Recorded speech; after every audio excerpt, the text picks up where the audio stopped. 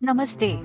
You are listening to Fail to Win, written by Dinesh Patel, Air Warrior, and narrated by Mitali Pirangute. Chapter 6, Customer Matters the Most. The famous management guru Tom Peters says, in any business, the customer is the profit. Rest everything, including you, is a liability. If you don't believe it, try doing business without the customer. Even Gandhiji said, the customer is God. However, in India, we are really very reluctant on this front. In Ireland, a dog biscuits manufacturing company was awarded the best managed company for 3 years at a stretch. But at the brink of the fifth year, the company was closed. Why? Because the dogs stopped eating their biscuits. The management gave all attention to production, finance, sales, marketing, employees, dealers, and even the distributors, and won the Best Performing Company awards. But they failed to attend to their true customers, the dogs. Whether the dogs liked the biscuit or not, nobody cared. The actual customers didn't like the product, and the company finally stopped. Customer satisfaction is the ultimate need for any organization. In this era, the companies which give quality product along with a satisfactory service, they can only exist. Customer service is divided into two parts. The facts, meaning what you deliver, and the second one is the behavior, that is, how you deliver. These days, every company in the world, say HP or IBM, Compaq or Hyundai, all are good products and giving good service. Then how do I create my identity or difference? Within 2 years of starting my computer business, my company was one of the top 3 companies in Vadodara. I was very focused on customer service. So many other dealers were selling the same brand of computers. How did I make a difference? With every PC delivered, I sent a packet of sweets, which on installation my engineer would give it to the customer. It was like an added delight.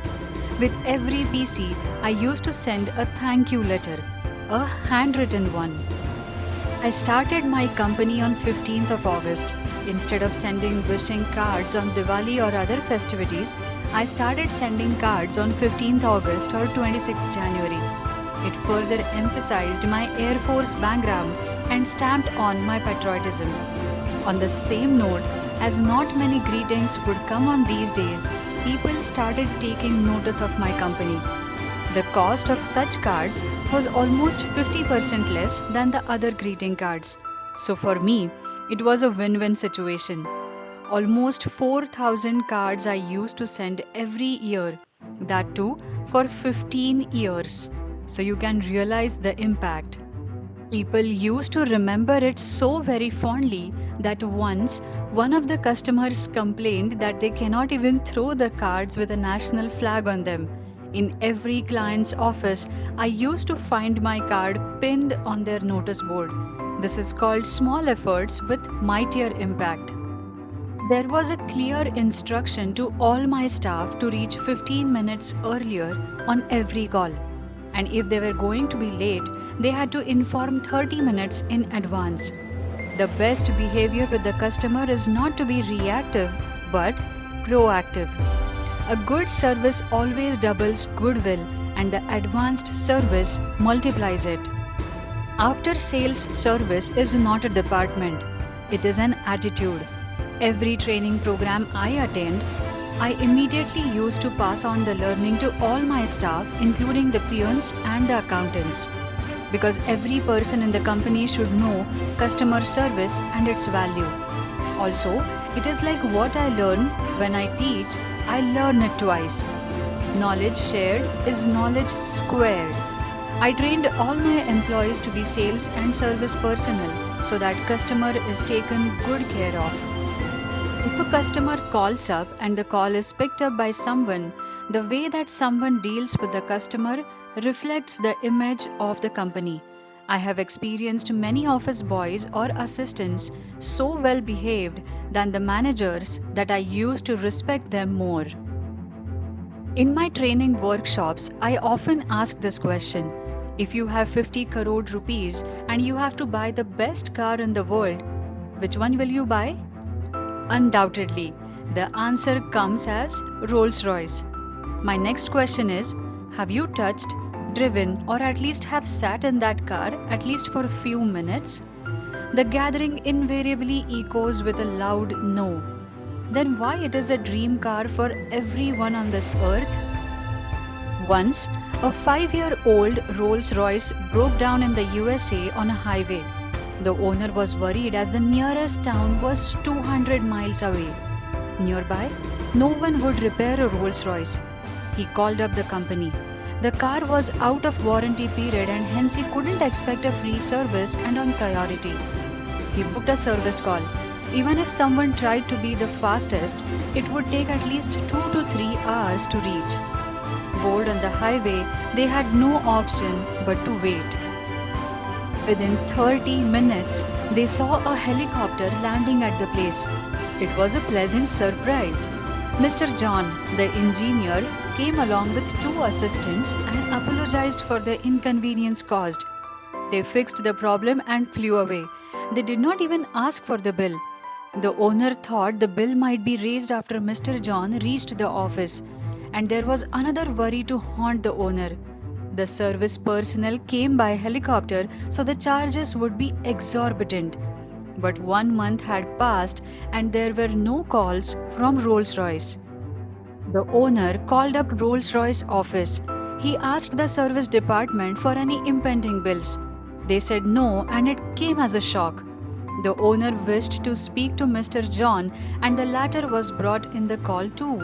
He sounded very casual and asked about the car's current status. The owner, on the other hand, asked for the bill. Mr. John smiled and replied, "No charges, sir." The owner was taken aback. Such a big company that had service through a helicopter wasn't charging him at all? How was it possible? To his surprise, Mr. John replied, "Rolls-Royce is not supposed to brake on the highways. That's our philosophy, even if it is out of our service contract." And this is what is called the wow service. The CEO of Rolls-Royce was once asked about his company's market share. He was very prompt to deny the concept of market share and talked about the mind share. That is, how many people nurture the dream of having a Rolls-Royce one day. Your market value is not decided by the turnover but by your service.